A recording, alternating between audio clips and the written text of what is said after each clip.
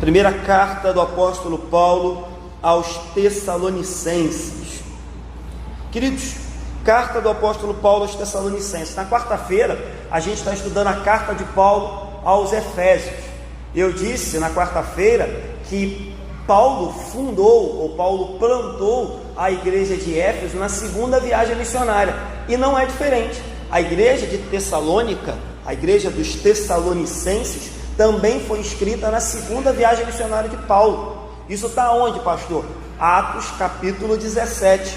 Então, lá na segunda viagem missionária de Paulo, Paulo passa pela cidade de Tessalônica, prega o evangelho por 3 semanas e deixa ali plantada uma igreja cristã, a igreja de Tessalônica.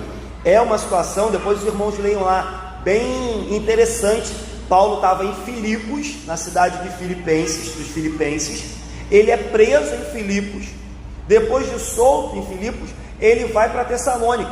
Passa em Tessalônica, prega durante 3 semanas, sofre uma perseguição também em Tessalônica, corre para Bereia. Em Bereia ele prega o evangelho também, ou seja, é a segunda viagem missionária de Paulo, e por onde ele vai passando, ele vai pregando, vai plantando igreja e vai fazendo com que o reino de Deus cresça.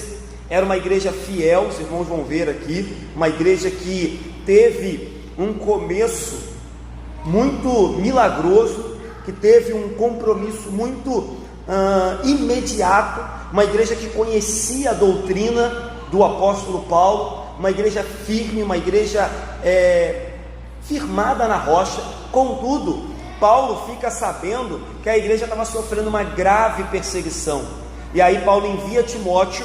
Isso tudo vocês podem ler lá em Atos 17.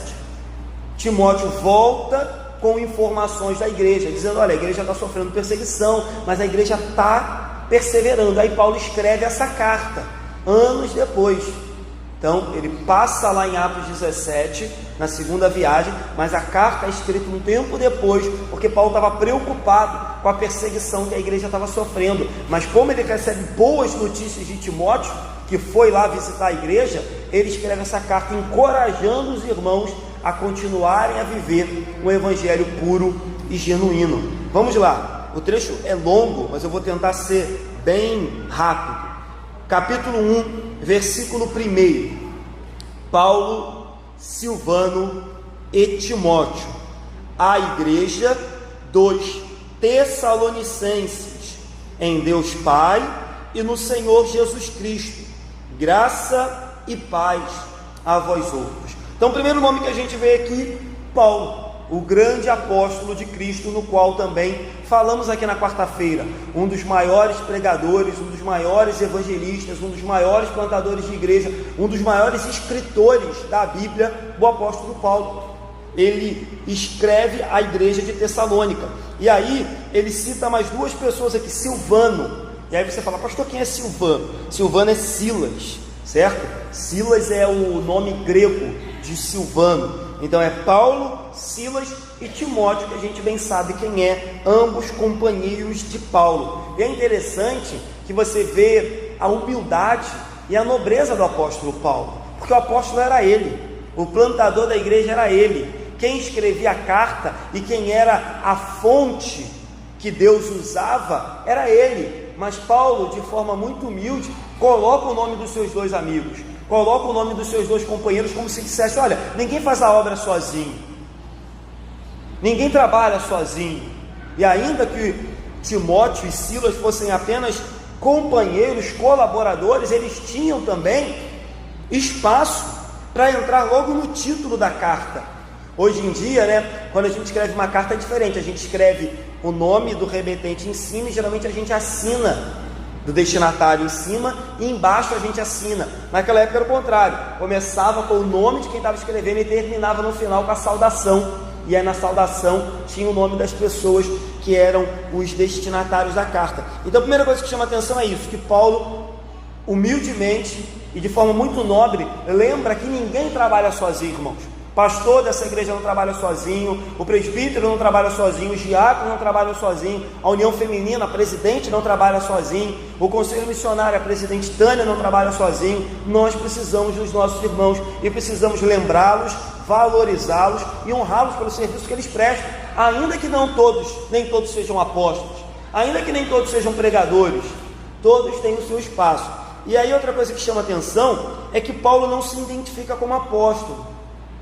Alguns livros que eu estava lendo dizem que Paulo não se coloca como apóstolo porque a igreja tinha amado o evangelho e tinha recebido a doutrina de Cristo de bom grado. Então Paulo não precisava colocar o título dele, porque a igreja cria que o apóstolo Paulo era um homem de Deus, então ele não se identifica. E aí o texto segue e diz assim: a igreja dos Tessalonicenses. É interessante também, irmãos, que Paulo, ele endereça não a carta à igreja em Tessalônica, que ele já escreveu assim outras vezes, carta do apóstolo Paulo à igreja em Andorinhas. Ele não escreve para a igreja ele escreve a igreja dos Tessalonicenses em Deus. É um jogo de palavras interessante que o apóstolo Paulo faz, mas vale a pena a gente meditar, porque o que Paulo está querendo dizer é: eu estou escrevendo às pessoas que fazem parte da igreja de Tessalônica, eu estou escrevendo para aqueles irmãos que confessam Jesus como Senhor e o Deus Todo-Poderoso como Pai. Eu não estou escrevendo para um prédio, eu não estou escrevendo para uma instituição, eu estou escrevendo à igreja dos Tessalonicenses.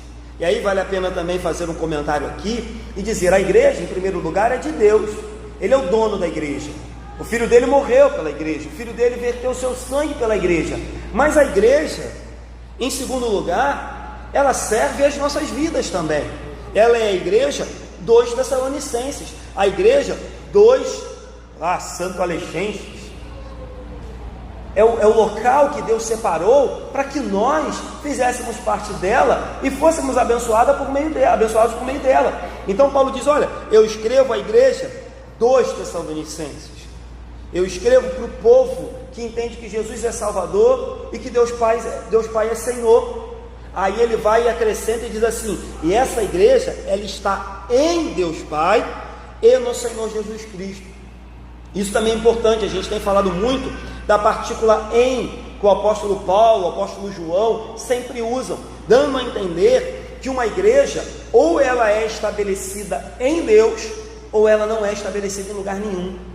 Uma igreja, ela só é viva porque ela está em Deus e no Senhor Jesus, porque se assim não for, ela está morta. Uma igreja, essas quatro paredes, ela não tem vida em si mesma.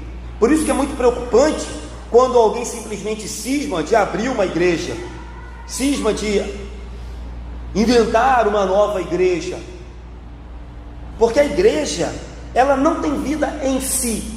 A igreja não tem vida por meio do pastor, a igreja não tem vida nem por meio de vocês, irmãos. A igreja tem vida por meio de Deus e do Senhor Jesus, e se a vida não vem deles, a igreja não tem vida, é apenas uma instituição.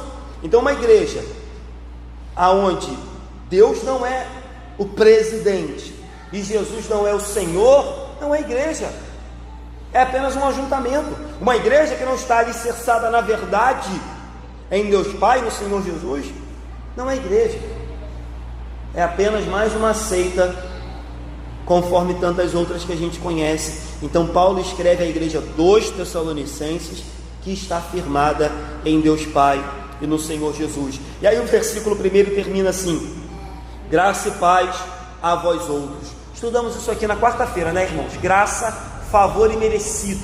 Paz é o resultado da graça. A graça é a fonte, favor e merecido. E a paz é aquilo que emana dessa fonte, paz com Deus, paz em Deus, a paz de Cristo que habita no nosso coração, a paz que excede todo entendimento. E a gente explicou quarta-feira aqui, por que é graça e paz? Porque sem graça não tem paz. Aí falei que não é pecado você cumprimentar as pessoas com a paz do Senhor, mas o ideal é que você cumprimente as pessoas com a graça e a paz, porque sem graça não há paz. E aí, a gente falou quarta-feira, é claro que a graça salvífica já nos alcançou, mas todos nós precisamos todos os dias de uma porção de graça para nos colocar de pé. Então por isso é importante que a gente, sempre que encontra um irmão, lhe deseje graça e paz. do nosso Senhor Jesus Cristo. Então ele diz: graça e paz a vós outros. Versículo 2: damos sempre graças a Deus por todos vós, mencionando-vos em nossas orações e sem cessar. Vamos parar aqui, que aí é a continuação. Paulo, no versículo 2, de forma muito breve, ele apenas diz damos. Então ele inclui novamente Timóteo e Silas. Damos o que? Sempre graças, ou seja, Paulo sempre louvava, sempre agradecia, sempre engrandecia a Deus por todos vós. Ou seja, Paulo, além de amar a igreja, ter plantado a igreja, ter fundado a igreja, está escrevendo essa carta para a igreja, sempre que orava, Paulo dava graças a Deus pela igreja dos Tessalonicenses. Paulo poderia dizer: graças a mim, né, que passei lá. Poderia ter ido para casa, eu tinha sido preso em Filipos, tinha sido açoitado em Filipos, eu podia ter pego a minha mala e voltado para casa, mas ele segue para Tessalônica, prega lá, é perseguido lá, corre para Bereia, vai pregar em Bereia. Paulo poderia dizer: olha, graças a mim, hein, que perseverei e não voltei para casa, vocês agora conhecem o Evangelho. Mas Paulo dobra o joelho e diz: damos sempre graças a Deus por todos vós. Ou seja, Paulo reconhecia que a plantação da igreja de Tessalônica vinha somente de Deus. E aí ele diz: mencionando em nossas orações sem cessar. O que Paulo mencionava quando orava pelos Tessalonicenses? Vamos ver? Versículo 3, ele diz o que ele mencionava na oração: recordando-nos diante do nosso Deus e Pai da operosidade da vossa fé. Então, primeiro ponto, Paulo, quando orava, ele recordava diante de Deus da operosidade da fé dos Tessalonicenses. O que isso quer dizer? Paulo quer dizer que aqueles homens receberam, aqueles homens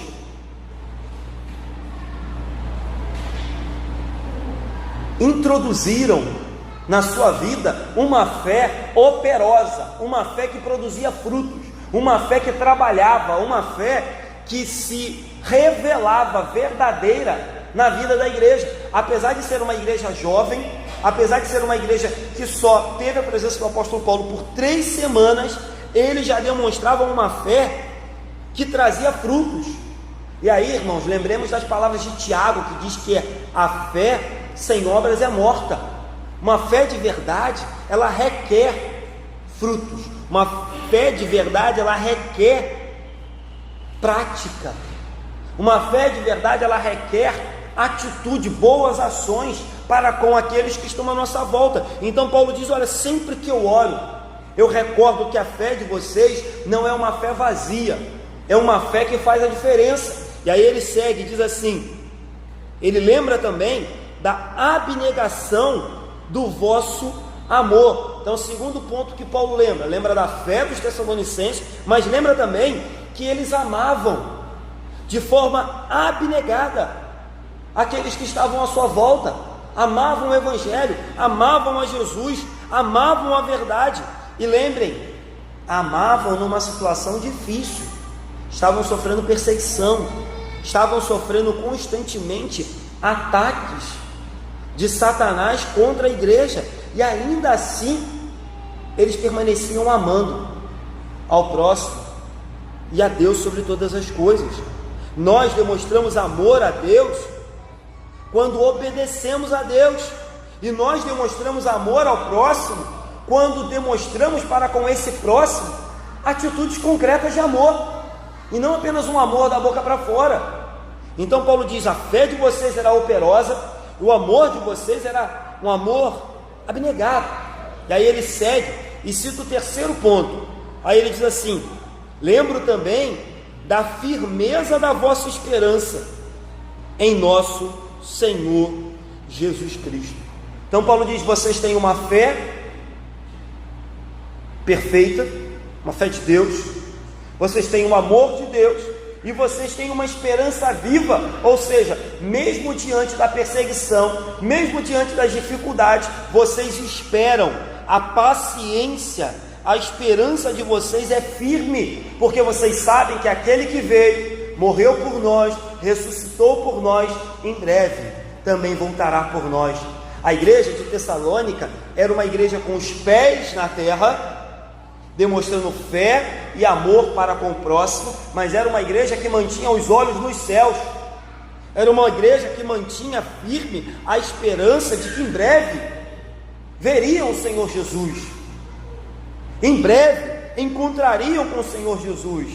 E essa deve ser, irmãos, a marca ou as marcas de qualquer igreja que pretende ser uma igreja saudável, uma fé que demonstra atitudes, um amor que se revela e uma esperança vívida, firme, de que aquele que prometeu é fiel para cumprir e vai voltar para nos buscar. Então era isso que Paulo fazia quando orava pela igreja, lembrava de que eles haviam a todo momento e estavam a todo momento demonstrando serem uma igreja verdadeira nas mãos do Senhor. Versículo 4: reconhecendo, irmãos, amados de Deus, a vossa eleição. Paulo diz: olha, diante de todas essas atitudes que eu acabei de mencionar, fé, amor, esperança na volta de Jesus, eu só posso reconhecer, irmãos, que vocês são os eleitos de Deus. Assim como Efésios capítulo 1 versículo 4 diz, vocês são eleitos antes da fundação do mundo. Vocês comprovam, vocês confirmam, vocês evidenciam que foram chamados por Deus por meio da atitude que eu acabei de mencionar. São uma igreja viva, são uma igreja que opera no meio do povo de Deus, são uma igreja que permanecem nas promessas de Jesus, sem se deixar desviar, inclusive pela perseguição. Então, irmãos, a doutrina da eleição não serve como desculpa para pecar, mas serve como um estímulo à obediência, porque se assim fizermos, nós vamos evidenciar e confirmar que somos os chamados de Deus antes da fundação do mundo. É isso que diz a carta aos Efésios, e é isso que diz Paulo aqui no versículo 4. Versículo 5: porque, e aí Paulo vai dizer por que também, que ele entendia que a igreja era uma igreja tão vívida. Ele diz assim: porque o nosso evangelho não chegou até vós tão somente em palavra, mas sobretudo em poder, no Espírito Santo e em plena convicção, assim como sabeis ter sido o nosso procedimento entre vós e por amor de vós. Paulo diz assim: olha, a pregação do evangelho, somado ao poder do Espírito Santo, foi o meio que Deus usou para gerar isso que eu acabei de falar em vocês. A pregação do evangelho e o poder do Espírito gerou vida, gerou arrependimento, gerou conversão, gerou amor ao próximo, gerou uma esperança de que Jesus vai voltar. Ou seja, o que produziu no coração dos tessalonicenses essa igreja diferente, essa igreja firmada na rocha, era a pregação do evangelho. Mas Paulo faz questão de dizer que não era um mero discurso, não era simplesmente meras palavras, mas eram o poder de Deus. Não é isso que Paulo diz em Romanos? O evangelho é o poder de Deus. Paulo aqui, ele diz que a razão não exclui o poder do Espírito Santo. A preparação de uma pregação, como eu fiz nessa semana, a preparação de um estudo não exclui a operosidade e a ação do Espírito Santo. Até porque, se não houver a ação do Espírito Santo e a operação do Espírito Santo no coração dos pecadores, irmãos, não há conversão, não há vida, não há arrependimento, não há transformação, não há convicção, porque quem convence o pecador daquilo que está ouvindo é o Espírito Santo. Quem convence o pecador daquilo que está sendo pregado é o Espírito Santo. Então Paulo diz: olha, o nosso evangelho chegou a vocês em poder do Espírito Santo, em plena convicção. Ou seja, o Espírito Santo, além de quebrar o coração, abrir os olhos de vocês, abrir os ouvidos de vocês, ele colocou no coração de vocês a convicção de que aquilo que estava sendo dito era verdade. Ainda que às vezes a pregação do Evangelho seja dificílima de compreender, dificílima de engolir, dificílima de aceitar, o Espírito Santo sussurra ao nosso coração e diz: é verdade. O Espírito Santo sussurra na nossa mente e diz: acredite, porque é Ele que nos dá plena convicção. Então, irmãos, não inutilize a razão, a sabedoria, o conhecimento, o estudo, o entendimento. Tudo isso é bênção de Deus, mas nada disso serve se junto disso não vier o Espírito Santo operando no coração das pessoas, dizendo que aquilo que está sendo anunciado é verdade. Então Paulo não coloca poder e estudo como inimigos. Paulo coloca poder e estudo como cooperadores, sem qual o Evangelho não surte efeito no coração do pecador, sem o qual a pregação do Evangelho não passa de uma palestra. Mas aí vale a pena dizer: o que seria poder, pastor? Será que seria o pastor falar alto? Será que seria o pastor mudar a voz? Será que poder seria eu bater o pé no chão, ou apontar o dedo e dizer algumas palavras para vocês? Eu creio que não, irmãos. Eu creio que como o poder não está em mim, o poder está no Espírito, eu creio que o poder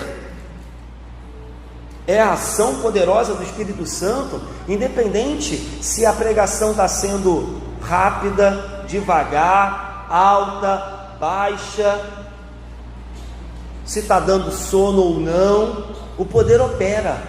O poder é o poder de Deus. O poder é o poder que faz com que essa palavra seja viva no nosso coração, independente da forma que se está pregando. Claro, pregando a verdade. Então o que é poder? O poder acompanha aqueles que são de Deus. O poder visita aqueles que são de Deus de forma muito natural e sutil. O poder é dele, e ele derrama, opera na maneira que ele deseja. O poder nos convence de que palavras simples, humildes, sinceras, de que uma oração, às vezes muito humilde, muito temerosa, que o irmão faz, é suficientemente poderosa para operar milagres e maravilhas na vida de qualquer um. Não porque ou da forma que ela foi feita, mas por quem ela é operada. Quem opera o efeito da pregação é Deus por meio do Espírito. Quem opera o efeito da oração é Deus por meio do Espírito. Quem opera qualquer coisa dentro da igreja é Deus. Então, a pregação, sendo bíblica, fiel, a oração sendo bíblica e direcionada ao Deus Pai, sempre será acompanhada de poder e da convicção que só Jesus pode colocar no coração de um pecador. Nós jamais, ainda que a pregação seja maravilhosa, ainda que a preparação seja perfeita, ainda que o tom de voz do pastor seja cativante, ninguém jamais poderá colocar no coração de um homem convicção se o Espírito Santo não fizer. Ninguém jamais poderá subir a esse púlpito e dizer: eu tenho poder. Miserável pecador que sou, se Deus não me der, eu não tenho nada. Ninguém pode arrogar para si ter o poder, porque o próprio apóstolo Paulo, fundador da igreja, diz: eu dou graças a Deus por vós, graças a Deus pela igreja. Paulo poderia dizer: a doutrina que eu ensinei bem, por isso que vocês estão aí firmes. Paulo diz: graças a Deus que o poder continua operando no nosso meio. Versículo 6: Com efeito, vos tornastes imitadores nossos e do Senhor, tendo recebido a palavra, posto que em meio de muita tribulação, com a alegria do Espírito Santo. Paulo agora diz assim: olha, a pregação mais a fé fez o seguinte, fez com que vocês se tornassem imitadores nossos e do Senhor Jesus. Aí Paulo diz, tendo recebido a palavra. Então Paulo diz assim: olha, vocês me receberam, vocês me aceitaram, vocês acreditaram em mim. O apóstolo Paulo diz, não, vocês receberam a palavra, e a palavra gerou em vocês uma mudança tamanha, que vocês se tornaram imitadores de Jesus, e meus imitadores. Paulo diz isso em 1 Coríntios capítulo 11, sede meus imitadores, assim como eu sou de Jesus. Paulo está dizendo, a palavra surtiu um efeito tão grande na vida dos tessalonicenses, que eles não só acreditaram naquele discurso, mas eles tiveram dentro deles uma nova vida. Eles eram outras pessoas, eles eram novas criaturas, eles tinham agora atitudes diferentes, porque receberam a palavra, mesmo diante da tribulação, receberam ela com alegria. Que alegria é essa, pastor? Paulo faz questão de dizer que assim como o poder era do Espírito, Paulo diz, a alegria do Espírito Santo. Uma alegria que, de novo, independe daquilo que a gente está vivendo. Uma alegria que não é motivada se está tudo bem ou tudo mal. Uma alegria que vem do Espírito. Uma alegria que o mundo não explica. Uma alegria que o mundo não sabe descrever. Uma alegria que nós mesmos, às vezes, não sabemos dizer como que estamos alegres diante de algumas circunstâncias que acontecem na nossa vida. Mas Paulo diz, é porque é a alegria do Espírito. Não é qualquer alegria, é a alegria do Espírito. Então, irmãos, entenda uma coisa: a palavra opera dentro de nós, a ponto de nos fazer imitadores de Jesus, a ponto de nos fazer nova criatura em Cristo Jesus, olhar para as atitudes de Jesus e reproduzi-las como imitadores. E aí, é claro que Paulo disse aqui que a igreja imitou também a Paulo. Ele diz assim: vocês se tornaram imitadores nossos e do Senhor Jesus. E aí, o que eu quero dizer com isso, irmãos? Naquilo que o pastor for fiel, irmãos, naquilo que o pastor for bíblico, naquilo que o pastor for coerente com as Sagradas Escrituras, vocês podem imitar o pastor, mas não esqueçam, a maior referência nossa é Jesus. Porque quando olharem para a minha vida, vocês terão algo a imitar, mas algumas coisas vocês vão falar: olha, isso eu não vou imitar não, porque nenhum pastor é perfeito, nem eu. Então, não há nada de errado dizer: olha, eu tenho olhado para a vida do meu pastor e tenho tomado isso como referência, assim como fizeram com o apóstolo Paulo. Mas a nossa maior e última referência, irmãos, não se esqueça, tem que ser sempre Jesus, porque esse jamais vai falhar. Esse você pode imitar tranquilamente, de olhos fechados. Mas esse pastor que está falando com vocês agora, ele até pode ser imitado, mas imite ele com um senso crítico. Imite qualquer pastor que subir a esse púlpito, sempre com cuidado, porque somos homens falhos, e com certeza temos pontos e atitudes que não devem ser imitadas, pelo contrário, devem ser corrigidas. Mas Paulo deixa bem claro: imitem, até porque se a gente não imitar aquilo que é coerente com o Evangelho, a gente vai acabar imitando aquilo que não é. Eu falava isso com o Guilherme quarta-feira.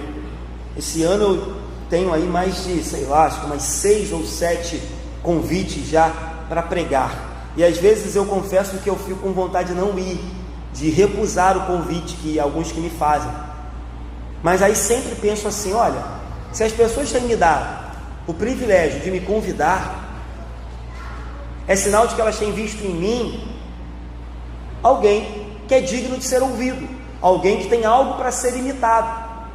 E se Deus tem me dado esse privilégio, eu tenho que ir, para que por meio da minha vida, outros jovens, outros adolescentes, outros que desejam fazer seminários, se tornarem pastores, quem sabe, possam olhar para a minha vida e falar: olha, existem boas referências, existem pastores que valem a pena ouvir, porque se eu não for, irmãos, eles vão ouvir aquilo que está na televisão, eles vão ouvir aquilo que está na internet, eles vão ouvir aquilo que não presta, e vão tomar aquilo como referência.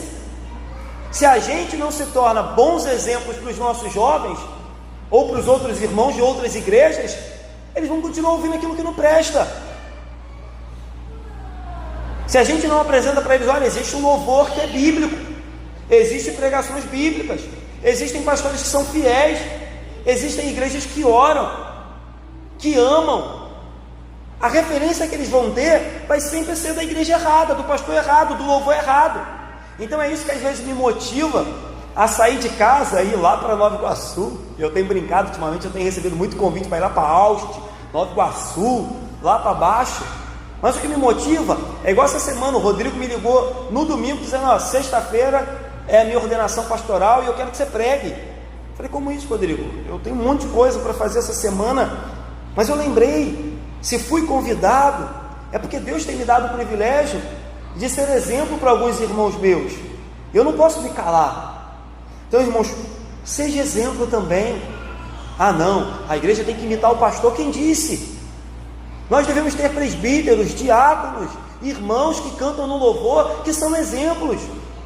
Eu sempre digo aqui, e não é da boca para fora, a gente tem o Tiaguinho, que é jovem, o Mateus, que é jovem, o Guilherme, que é jovem, e que estão aqui todo santo domingo na igreja, irmãos. Poderiam estar na praia, poderiam estar fazendo outra coisa, mas a gente só tem um baterista. Se o baterista faltar, a gente não tem. A gente tem a Camila que ajuda, mas a verdade é que a gente só tem hoje o Tiaguinho tocando. E se o Tiaguinho faltar, a gente não tem violão. Às vezes o Ricardo ajuda. É o Tiaguinho, é o Mateus. Mas ao meu ver são exemplos de perseverança, de que todo domingo estão aqui. Todo domingo, irmãos, não tem folga. O louvor, quem canta às vezes reveza, mas eles estão aqui. Então assim, você não precisa ser pastor, você não precisa ter seminário para ser exemplo. Quantas vezes eu passo aqui e vejo as irmãs nessa cozinha 10 horas da noite. Essa semana eu estava vindo para a igreja, a Tânia estava indo para casa tomar banho, à noite já, suada. Exemplo, irmãos, para os mais jovens.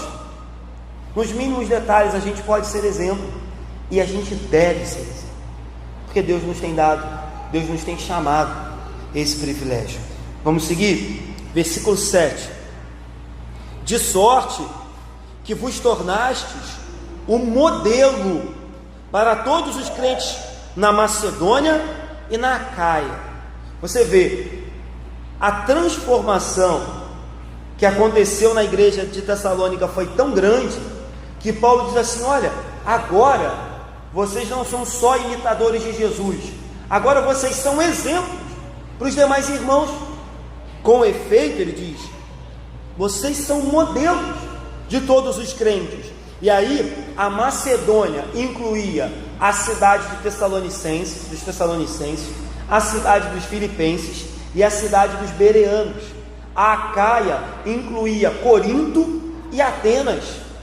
Ou seja, o poder que foi operado na vida daquela igreja foi tão grande, a transformação na vida deles foi tão grande, que a influência deles transbordou até para outras cidades, porque eles não receberam o Evangelho apenas como palavra, mas como poder de Deus, operado pelo Espírito Santo, e com a alegria do Espírito Santo, eles foram imitadores de Deus. A igreja que aprendeu passou a ensinar. Igreja que não aprende jamais poderá ensinar. Igreja que não imita jamais poderá ser imitada. Então primeiro a gente imita Jesus, primeiro a gente imita os antigos, os bons exemplos que passaram. Não pensem vocês que tudo que eu falo aqui para vocês é conhecimento único meu.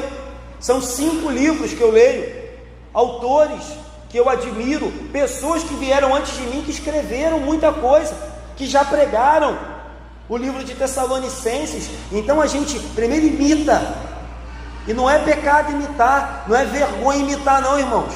A gente imita Jesus, imita os homens de Deus, as mulheres de Deus, e depois que a gente imita, aí a gente tem como ser imitados. Primeiro a gente aprende, primeiro a gente baixa a cabeça e senta, depois a gente levanta para falar. A igreja de Tessalônica entendeu isso. Ela imitou, ela aprendeu, e aí ela começou a reproduzir aquilo que ela havia aprendido daqueles que foram instrumentos de Deus na vida dela. Versículo 8: porque de vós, da igreja de Tessalonicenses, repercutiu a palavra do Senhor, não só na Macedônia e Acaia, mas também por toda parte se divulgou a vossa fé para com Deus, a tal ponto de não termos necessidade de acrescentar coisa alguma. Olha que coisa louca. O apóstolo diz assim: olha, tem mais. Vocês foram exemplos para Macedônia, para Acaia, para Filipos, para Bereia, para Corinto, para Atenas, mas tem mais. Eu fiquei sabendo que a fé de vocês é tão transformadora, que o evangelho de vocês é tão puro e fiel, que isso tem repercutido além da Macedônia e da Acaia.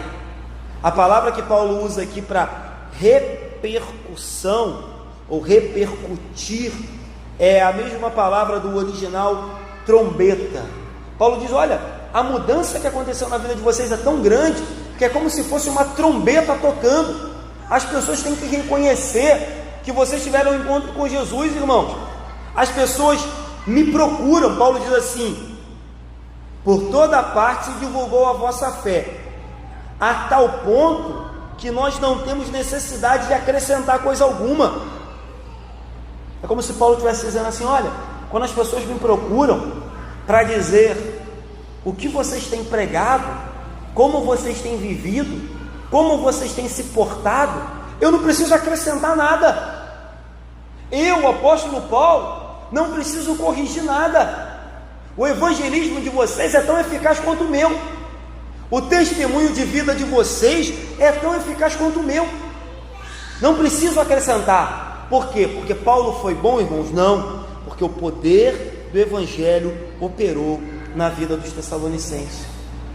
E tinha mais, havia evidências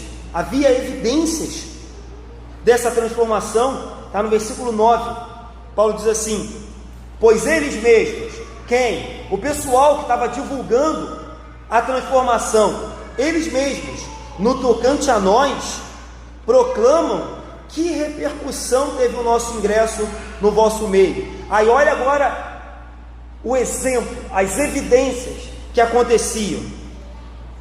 E como, deixando os ídolos, vos convertestes a Deus, para servirdes o Deus vivo e verdadeiro. Paulo diz: olha, não é só da boca para fora, não é só uma conversão momentânea. Aconteceram mudanças na vida de vocês evidentes. Todos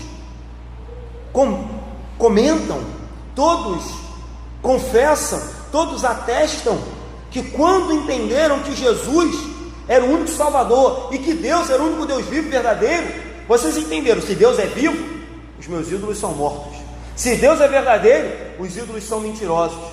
E o que eu tenho que fazer? Eu vou deixar os ídolos. Alguns relatos da época, alguns historiadores, não está na Bíblia, dizem que os tessalonicenses levavam para a praça pública seus ídolos e queimavam. Levavam para a praça pública seus livros pagãos de outras doutrinas e religiões e queimavam de forma pública, faziam grandes fogueiras, e de forma tal que as pessoas foram ouvindo isso a ponto de ficarem assustados. Paulo diz: olha, proclamam a repercussão de vocês, proclamam que vocês deixaram os ídolos, proclamam que vocês encontraram o autor da vida, proclamam que vocês largaram a cegueira que viviam e que agora vocês servem a um único Deus, vivo e verdadeiro. Quando Deus converte o nosso coração, irmãos, Ele não converte apenas o nosso coração, Ele não muda apenas o nosso sentimento. Quando Deus muda atitude, palavras, desejos.